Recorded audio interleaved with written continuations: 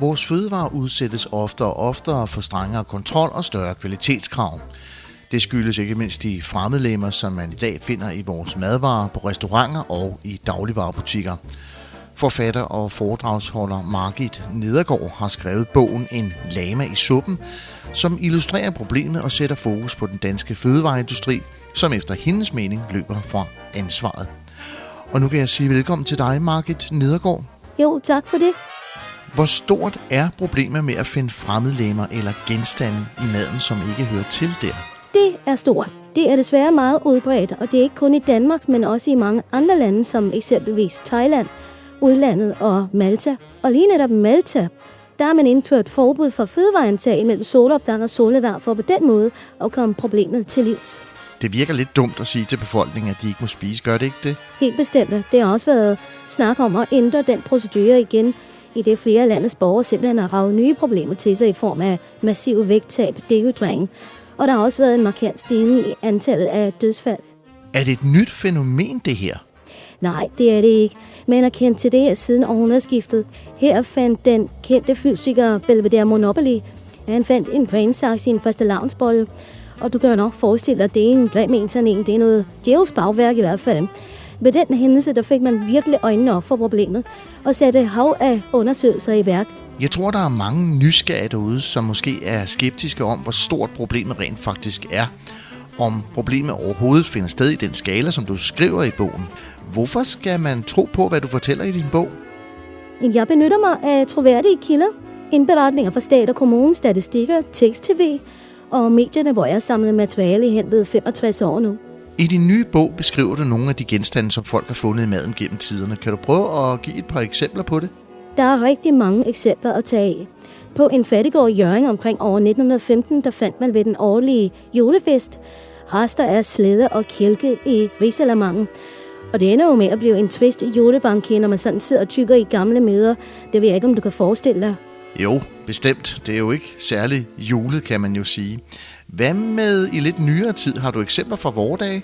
Ja, der var en episode fra 2011, hvor en borger fra Mauritius, en ældre dame, som jeg husker det, hun fandt det spanske cykelhold Guando La Suena i en gryderet. Og det er jo klart, sådan en ældre kone, hun blev oprevet, når det pludselig flyder med cykelrytter i hele hendes dagligstue.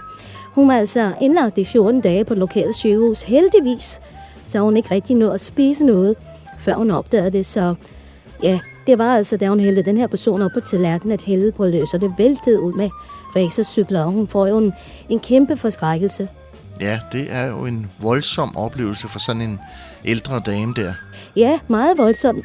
Heldigvis nåede hun ikke at spise maden. Det ville jo være frygteligt, hvis hun var kommet til at slå sådan en cykel der, eller det, som var værre. I bogen er der også nævnt mange episoder herhjemmefra. Blandt andet en fra Sydsjælland. Kan du prøve at fortælle lidt om den? Ja, det er rigtigt. Det var nede på en efterskole lidt uden for Vordingborg, at en flok elever sad ude på græsplænen, og de nød solen og nogle milkshakes, som de havde været op og købe på en burgerbar.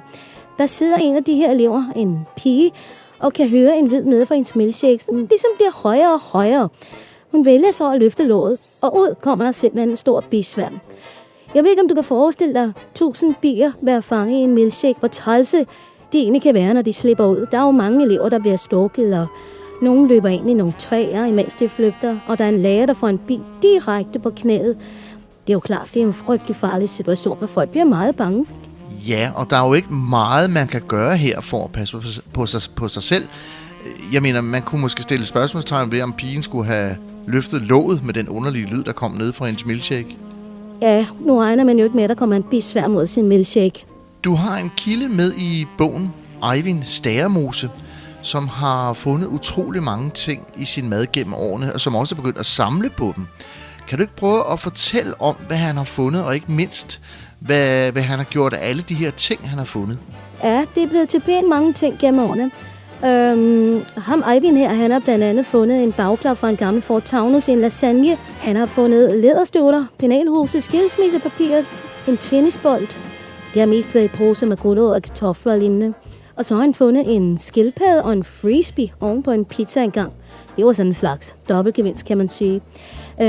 Det bedste, han har fundet efter eget udsagn, det var Jakob Havgårds tegnbog her sidste år. Den lå i en softice, han købte på havnen nede i Køge. Han har gemt de bedste ting, og resten det er hans afleveret til genbrug. Det er mange ting, sådan en mand som Eivind har fundet, og så vidt jeg kan forstå, så har han åbnet et lille museum, hvor han udstiller nogle af tingene. Ja, han har åbnet det er jo nu ikke et museum, men et diskotek nede på Lolland, hvor han har udstillet sine fund. Mener du, at den danske fødevareindustri, de påtager sig et ansvar her? Nej, det mener jeg bestemt ikke. De sidder på hænderne og vil ikke indse problemet. Jeg ved, at departementschefen i Fødevareministeriet selv har haft en oplevelse her for 3 år siden, hvor en LP med status quo pludselig dukkede op i hans chili con carne. Og det her, det sker jo i Folketingets kantine, og han får travlt med at destruere beviserne, at han lægger et hvert kendskab til episoden og mørklægger sagen. Hvad skal der efter din mening gøres for at komme det her problem til livs? Vi skal være langt mere progressive herhjemme. I Thailand, der har de oprettet særlige efterforskningsenheder, som faktisk røber ud, før man har fundet tingene i maden. Og i det meste af Sydeuropa, der ser man virkelig utilfredsheden hos folk, som går på gaderne i kæmpe demonstrationer, hvor de blandt andet råber i protest. De kaster også alle mulige ting, som for eksempel dukker og heste og forskellige andre ting. Hvad er det seneste registrerede fund, nogen har gjort i deres mad? Det seneste registrerede tilfælde, det er så sent som i sidste uge, hvor en ældre dame ude på Bellahøj, Dagmar Pinolius, finder reservedel fra en gammel Datsun Cherry i hendes rejecocktail. Og hun er jo ved at krasse af, da hun får et oliefilter galt i halsen. Frygtelig historie, men Dagmar, hun er en hårdfør gammel kone og kommer så over det her. Hvad skal forbrugerne gøre? Skal de søge erstatning? Søgte Dagmar her erstatning? Jamen, mange beholder bare de ting, de finder, hvis de altså overlever.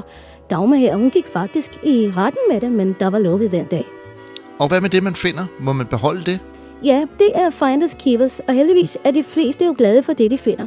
Finder du eksempelvis, lad os sige, et rockorkester, så er det de færreste, som afleverer dem på genbrug. Dem vil de fleste nok placere ude i garagen og sige, kan I så komme i gang? Men man har også eksempler med folk, der har fundet fine kreationer fra store franske modehuse i pastaretter. Og der er flere eksempler på folk, som er blevet særdeles velhavende, fordi de har trukket store kontantbeløb ud af franske hotdogs eller fundet rubiner oven på pizzaen. Vi skal til at runde af, og jeg kunne godt tænke mig at spørge dig, er der noget, folk kan gøre for at sikre sig, at det her det ikke sker? Eller rettere, hvad skal folk gøre for at passe på sig selv? Og hvis det alligevel sker, hvad har folk så af muligheder? Der er jo ikke nogen skræddersyet formel eller facit på, hvad folk skal gøre. Det er jo også, der er jo kæmpe forskel på, at man finder en bilnøgle i et glas marmelade, eller om der lige pludselig er en indvandrerbande, der hopper op af sovsen og tror der på livet. Man kan ikke gardere sig mod det her. Man kan ikke vide sig sikker på, hvad der rammer en. Man kan udvise forsigtighed. Har du bestilt en burger, løft lige den øverste bolle for at sikre, at der ikke ligger en blokfløjte eller noget. Den er ikke rar at få hverken i den gale eller rigtige hals. Det skete jo så sent som sidste år, at en ung mand fik et par langere galt i halsen, fordi han billede en kok jo uden at ryste flasken først. Han overlevede heldigvis. De kunne stille og roligt trække skiene ud af ham. Men som sagt, undersøg maden, ryst den, tjek den for lyde, stil den eventuelt spørgsmål, og så gå ellers forsigtigt til værks. Vi skal til at runde af Men der er også eksempler med herren over i Miami, som mødte sin kærlighed i et farsbrød. Han trækker simpelthen sin kommende hustru ud af sådan en dejlig farsbrød. De bliver gift og lever lykkeligt afsted i Peru i dag. Og det er jo en dejlig historie, som viser, at det også kan ændre ens liv på en meget positiv måde. Margit, vi når ikke mere. Jeg vil sige 1000 tak, fordi du kom. Jeg ved, du arbejder på en anden bog i øjeblikket. Kan du løfte sløret for, hvad den handler om? Ja, det er rigtigt. Den hedder Fandens også, nogen har spist Anna Linnet. Og den handler om den store ring af menneskeædende kannibaler, der findes spredt ud over hele Europa, som spiser kendte mennesker. Mange kender intet til dem og tror ikke, at sådan noget det kan foregå.